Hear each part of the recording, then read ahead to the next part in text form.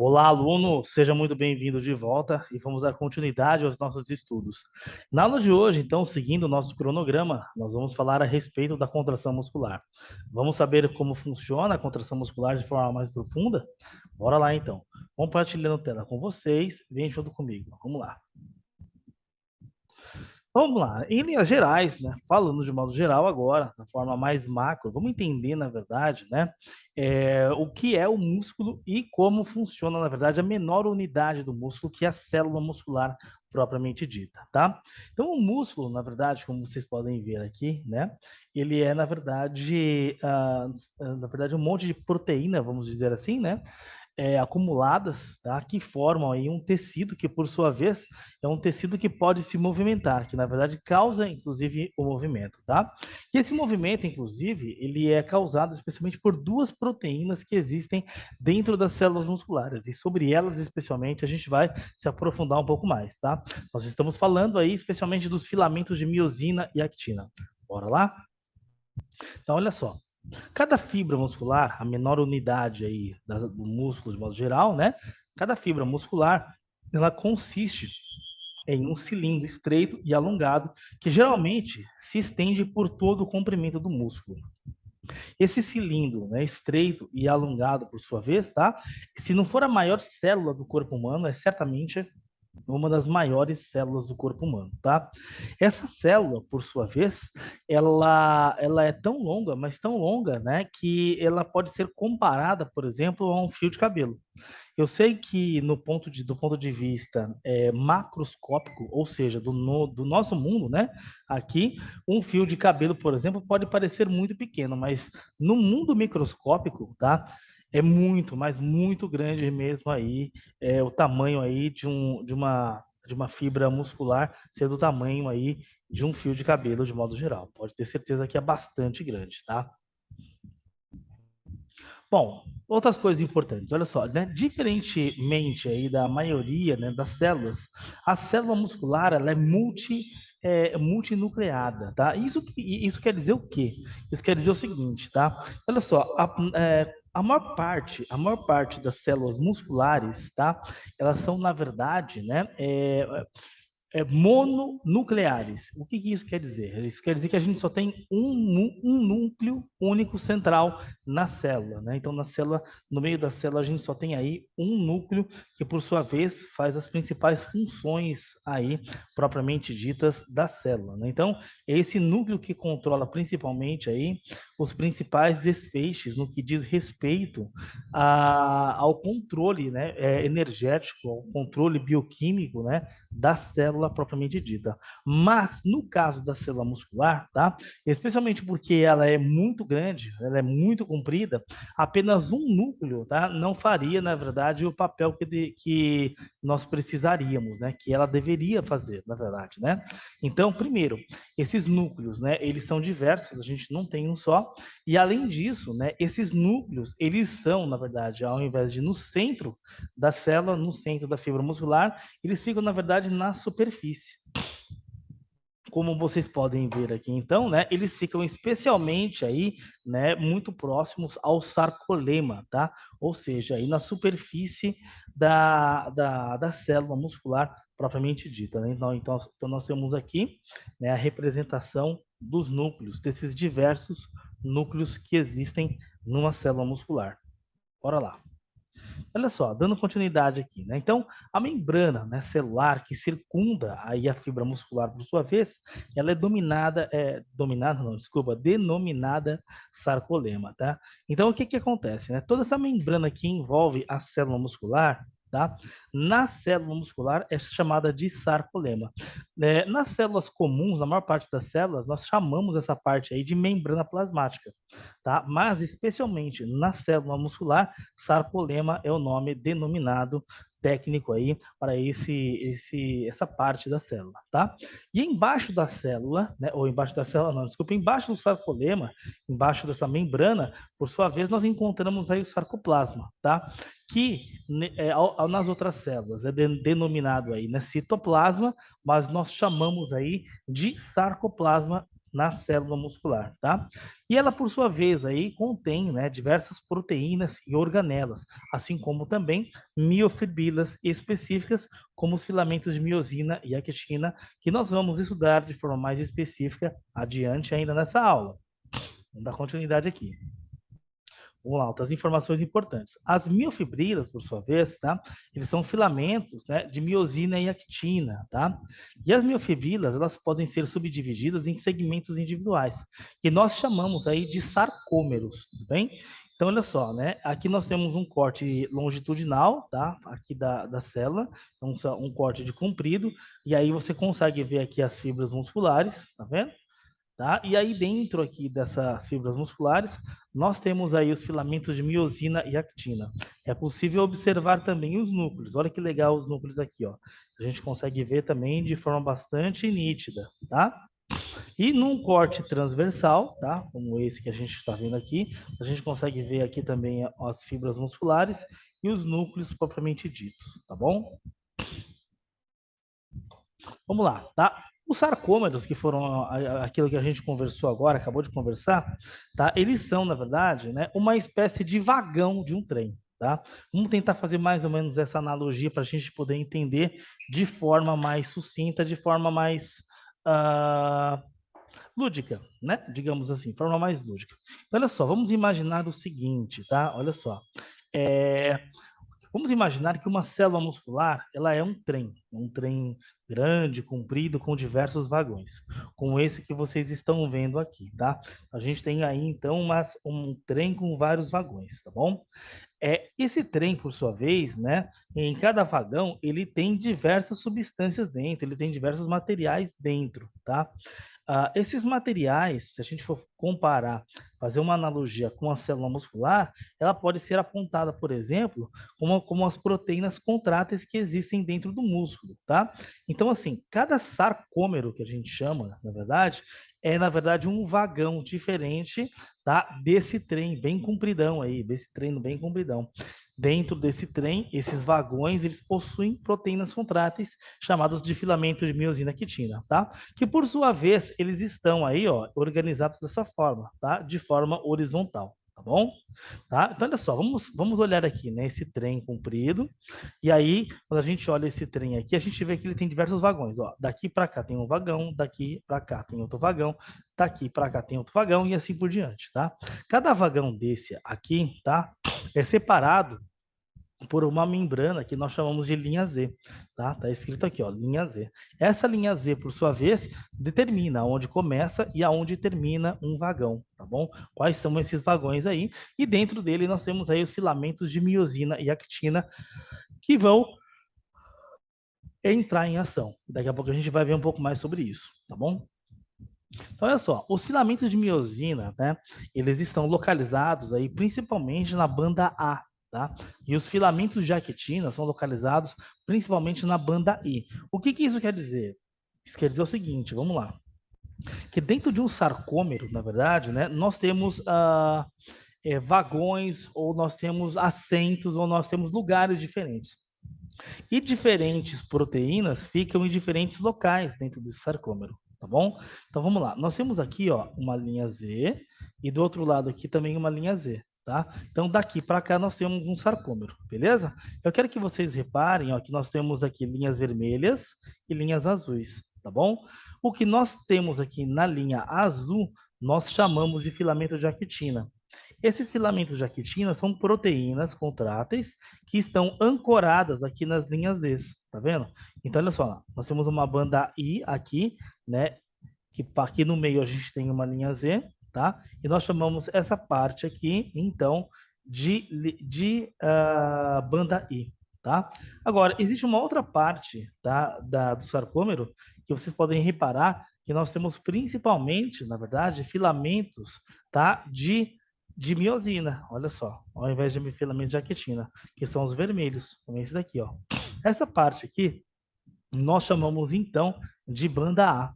É essa parte aqui que posteriormente vai se conectar né, a outra parte e gerar contração muscular. Ou seja, né, o filamento de miosina ele vai se conectar ao filamento de actina e vai gerar contração muscular propriamente dita, tá?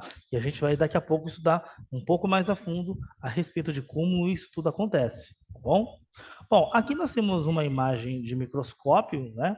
Temos uma imagem de um microscópio eletrônico que mostra aqui especialmente aquilo que a gente está conversando. Ó, nós temos aqui uma linha Z e aqui também uma linha Z. Entre essa e essa linha Z, nós temos um sarcômero, beleza? E aí nós temos então, ó, na parte que nós temos os filamentos de actina, que são a parte, né?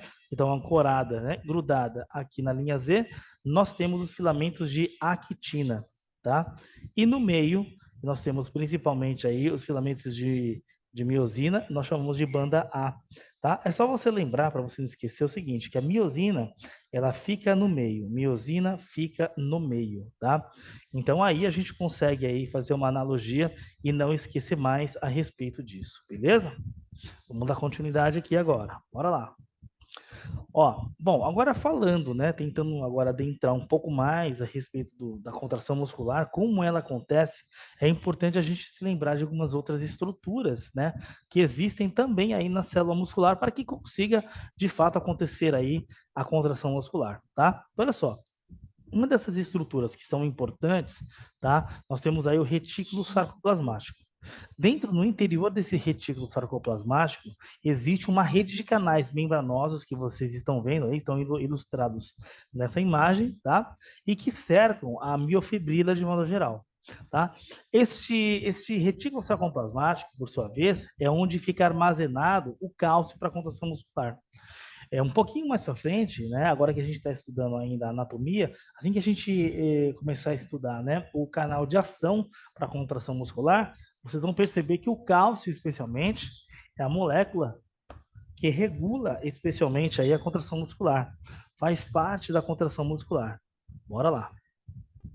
Bom, outra parte anatômica importante que a gente precisa estudar é a respeito da junção muscular. Então, olha só, né? Cada célula muscular esquelética ela está conectada a um ramo de fibras nervosas. Chamamos essas fibras aí, né, nervosas de motoneurônios, ou também de neurônio motor, tá?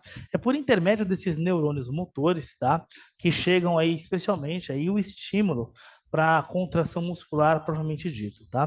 A partir dele, inclusive esse tipo de estímulo, né? Ele vem do cérebro, vem do sistema nervoso central. A partir dele, a gente consegue aí especialmente o estímulo elétrico para gerar a contração muscular propriamente dita, tá?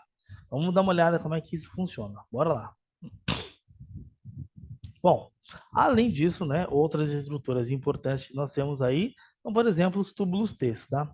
O túbulo T, também conhecido como túbulo transverso, ela é uma invaginação que, por sua vez, permite, né, que a despolarização, ou seja, né, esse sinal elétrico, ele penetre rapidamente no interior da célula. Penetrando rapidamente no interior da célula, nós temos aí também rapidamente, né, a contração muscular propriamente dita, a ação da contração muscular propriamente dita, tá? Então, é por intermédio dele, especialmente aí, que a contração muscular, ela vem, tá? E ela se espalha rapidamente, a fim de conseguir aí gerar a contração muscular.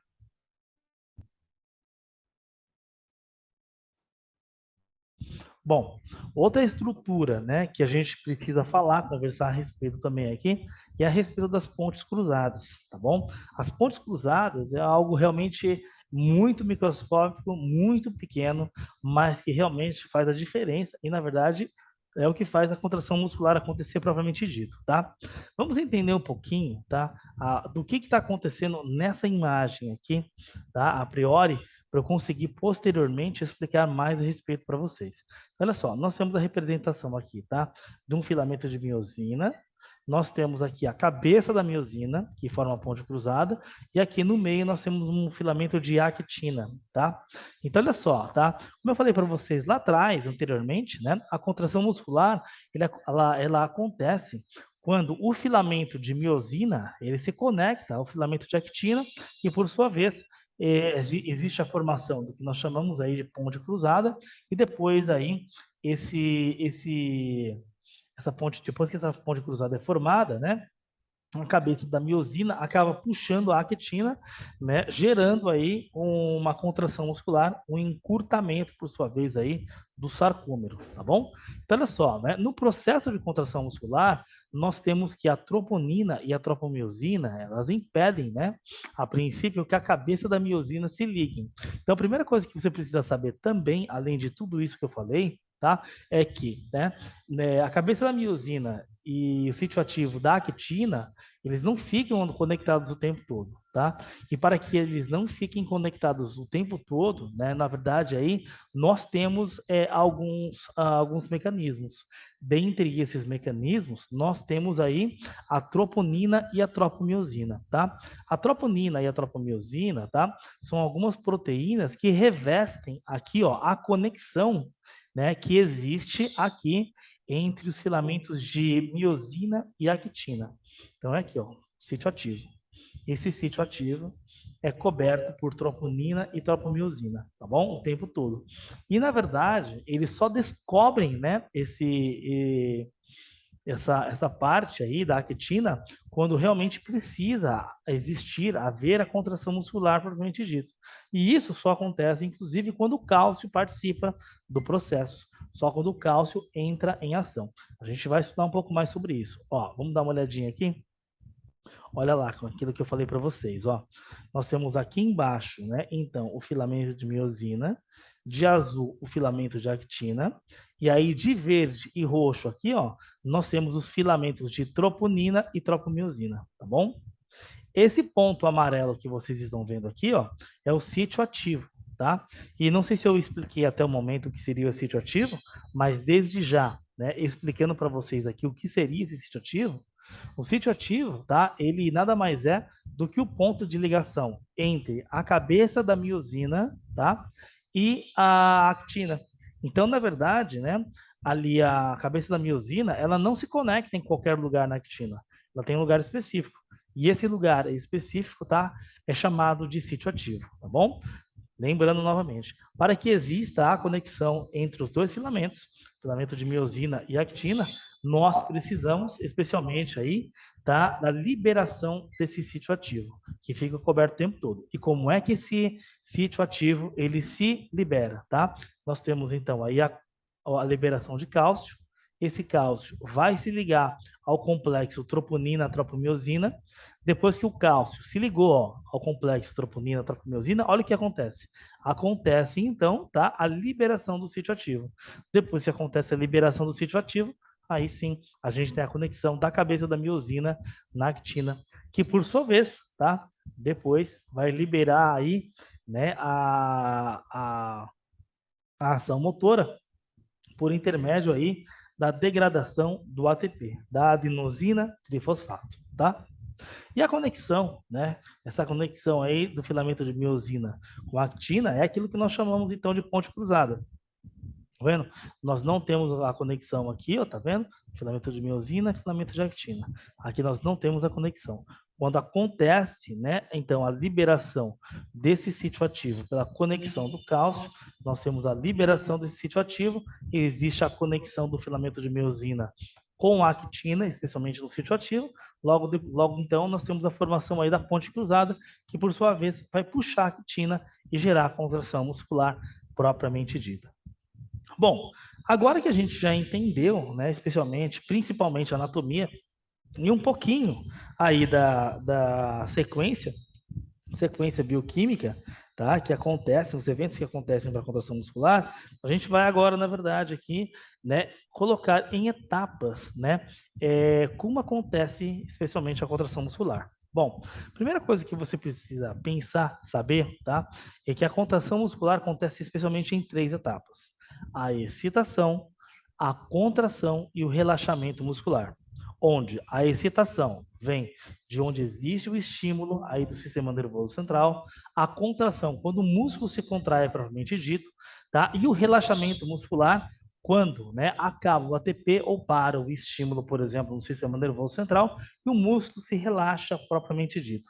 E aí, na sequência, se por um acaso for para se contrair, tudo se repete depois, tá? Então vamos lá. Bora aqui as etapas, tá? Como é que acontece então? Primeiro, nós temos aqui, né? Começa com um impulso nervoso que chega até a junção neuromuscular. Então sai o impulso do sistema nervoso central, chega até a junção neuromuscular, né? Que é aquela placa motora que eu expliquei para vocês. Esse estímulo sai do cérebro em direção ao músculo a ser contraído propriamente dito. Número 2, tá? Nós temos, então, na sequência, a liberação do neurotransmissor acetilcolina na fenda sináptica, ocorrendo, por sua vez, a sinapse.